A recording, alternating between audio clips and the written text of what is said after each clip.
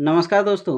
आज हम इस वीडियो में क्लास 9th के साइंस का परमाणु की संरचना इस पार्ट का क्वेश्चन आंसर देखेंगे। तो देखिए क्वेश्चन है, कार्बन और सोडियम के परमाणुओं के लिए इलेक्ट्रॉन वितरण लिखिए। तो चलिए जानते हैं कार्बन और सोडियम का इलेक्ट्रॉन वितरण कैसे लिखा जाता है। कार्बन का परमाणु संख्या 6 होता है। तो दोस्तों आप याद कर लीजिए कि कार्बन का परमाणु संख्या यानी एटॉमिक नंबर 6 होता है। तो कार्बन में प्रोटॉन की संख्या और इलेक्ट्रॉन की संख्या 6 होती है, यानी कार्बन में प्रोटॉन की संख्या और इलेक्ट्रॉन की संख्या एक बराबर होती है। कि आप याद कर लीजिए कि कार्बन में प्रोटॉन की संख्या 6 होती है और इलेक्ट्रॉन की संख्या भी 6 होती है। तो इसका इलेक्ट्रॉन वितरण कैसे होगा, तो कार्बन का परमाणु संख्या 6 होता है। तो दोस्तों जो कक्ष के है उसमें 2 इलेक्ट्रॉन होगा और कक्ष जो एल है उसमें 4 इलेक्ट्रॉन होगा। तो दोनों मिला के क्या हो गया, 4 और 2 6 हो गया। दोस्तों इसमें आपको याद रखना है कि जो कोष के है यानी सेल के है उसमें अधिकतम 2 ही इलेक्ट्रॉन रखा जा सकता है और एल है उसमें अधिकतम 8 इलेक्ट्रॉन रखा जा सकता है। तो के कक्ष जो है 2 इलेक्ट्रॉन से तो भर गया, तो 6 में 2 इलेक्ट्रॉन इसमें रख दिया तो बचा क्या, 4 इलेक्ट्रॉन। तो 4 इलेक्ट्रॉन अगला कक्ष में रख देंगे, यानी कार्बन के लिए 2 ही कक्ष होगा, के और एल। तो कार्बन की परमाणु संख्या कितनी होती है, 6 होती है। कार्बन में प्रोटॉन और इलेक्ट्रॉन की संख्या एक बराबर होती है, यानी 6 होती है। तो कार्बन परमाणु के लिए इलेक्ट्रॉन वितरण क्या होगा, 2 और 4। दोस्तों चलिए अब आगे सोडियम परमाणु का इलेक्ट्रॉन वितरण के बारे में जानते हैं। सोडियम का परमाणु संख्या 11 होता है। तो आप याद कर लीजिए कि सोडियम का परमाणु संख्या 11 होता है। तो दोस्तों सोडियम में प्रोटॉन की संख्या और इलेक्ट्रॉन की संख्या एक बराबर होती है, यानी सोडियम में प्रोटॉन की संख्या भी 11 होती है और इलेक्ट्रॉन की संख्या भी 11 होती है। चलिए अब आगे इसका इलेक्ट्रॉन वितरण देखते हैं। तो सोडियम का परमाणु संख्या 11 होता है। तो पहला कक्ष में 2 इलेक्ट्रॉन होगा, तो 11 में 2 इलेक्ट्रॉन रखे तो कितना इलेक्ट्रॉन बचा, 9 इलेक्ट्रॉन बचा। अगला कक्ष में 8 इलेक्ट्रॉन होगा, 2 और 8 10, तो 11 में एक बचा है तो एक एम कक्ष में होगा। तो दोस्तों ये इस प्रकार क्यों वितरण किया जाता है, आपको याद करना होगा कि के कक्ष में अधिकतम 2 इलेक्ट्रॉन रख सकते हैं और बाकी इलेक्ट्रॉन अगला सेल में रख सकते हैं। तो एल कक्ष का नियम है कि एल कक्ष में अधिकतम 8 इलेक्ट्रॉन रख सकते हैं। तो क्या हो गया, 2 8 10, और बचा कुचा अगला कक्ष में रख दीजिए। तो दोस्तों मुझे उम्मीद है कि इस क्वेश्चन का आंसर आपको समझ में आया होगा। तो चलिए अब अगला क्वेश्चन देखते हैं।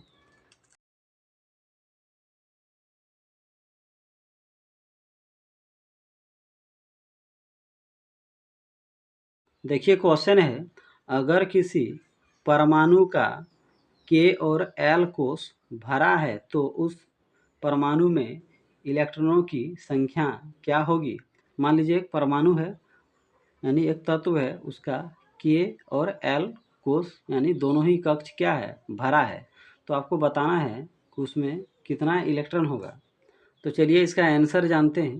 के कोष में इलेक्ट्रॉनों की कुल संख्या बराबर 2। तो दोस्तों के कोष में अधिकतम 2 ही इलेक्ट्रॉन रख सकते हैं। एल कोष में इलेक्ट्रॉनों की कुल संख्या 8 होगा।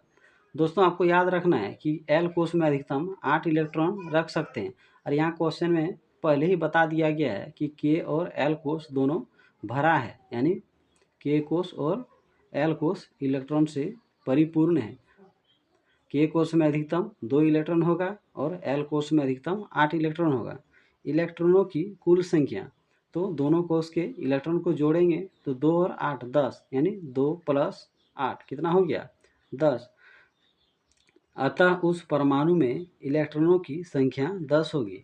तो दोस्तों जिस भी परमाणु का, जिस भी तत्व का के और एल कोष भरा रहे, तो आप याद कर लीजिए कि उसका जो कुल इलेक्ट्रॉन होगा उसका 10 होगा। यानी क्यों होगा, क्योंकि के कोष में अधिकतम 2 ही इलेक्ट्रॉन रख सकते हैं और एल कोष में अधिकतम 8 इलेक्ट्रॉन रख सकते हैं। तो इसीलिए इस क्वेश्चन का आंसर होगा 10। तो दोस्तों मुझे उम्मीद है कि इस क्वेश्चन का आंसर आपको समझ में आया होगा।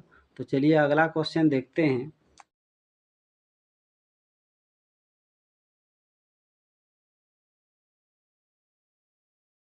देखिए क्वेश्चन है, यदि किसी परमाणु में इलेक्ट्रॉनों की संख्या 8 है और प्रोटॉनों की संख्या भी 8 है, तब परमाणु की परमाणुक संख्या क्या है।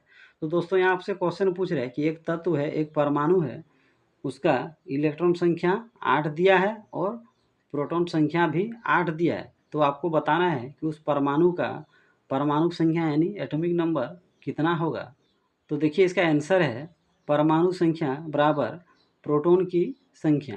तो दोस्तों किसी भी तत्व का परमाणु संख्या पूछा जाए और अगर उसमें प्रोटॉन की संख्या दिया रहे तो परमाणु संख्या बराबर प्रोटॉन की संख्या होती है, यानी जितना प्रोटॉन की संख्या होगा उतना ही परमाणु संख्या होगा, कि उस परमाणु का परमाणु संख्या 8 होगा। परमाणु का क्या आवेश है। तो यहाँ आपसे क्वेश्चन पूछ रहे हैं कि कोई परमाणु है, उसमें 8 इलेक्ट्रॉन है, 8 प्रोटॉन है, तो उसमें कौन सा आवेश होगा, यानी कौन सा चार्ज होगा। तो इसका आंसर है परमाणु पर कोई आवेश नहीं है, यानी यह उदासीन है। तो दोस्तों जब भी किसी परमाणु में इलेक्ट्रॉन की संख्या और प्रोटॉन की संख्या एक बराबर हो तो उस पर कोई आवेश नहीं होगा। क्यों नहीं होगा, क्योंकि दोस्तों इलेक्ट्रॉन का आवेश ऋणात्मक होता है और प्रोटॉन का आवेश धनात्मक होता है। ऋणात्मक और धनात्मक आवेश एक दूसरे को उदासीन कर देते हैं। यानी इस टाइप से जब भी क्वेश्चन आपसे पूछे आप देखिए प्रोटॉन की संख्या कितना है उतना ही उसका परमाणु संख्या होगा। दूसरा क्वेश्चन में क्या पूछा था कि उस परमाणु पर कौन सा आवेश होगा, तो उस पर कोई भी आवेश नहीं होगा। क्यों नहीं होगा, क्योंकि जब इलेक्ट्रॉन और प्रोटॉन की संख्या बराबर होती है तो वे एक दूसरे के प्रभाव को उदासीन कर देते हैं। क्यों कर देते हैं, क्योंकि इलेक्ट्रॉन में ऋणात्मक आवेश होता है यानी माइनस चार्ज होता है और प्रोटॉन में धनात्मक आवेश होता है यानी पॉजिटिव चार्ज होता है। वे एक दूसरे को उदासीन कर देते हैं। तो दोस्तों मुझे उम्मीद है कि इस क्वेश्चन का आंसर आपको समझ में आया होगा। और अगर मेरा वीडियो आपको अच्छा लगता हो, समझ में आता हो, तो मेरे वीडियो को अपने दोस्तों में ज़रूर शेयर करें। मेरे यूट्यूब चैनल को ज़रूर सब्सक्राइब कर लीजिए।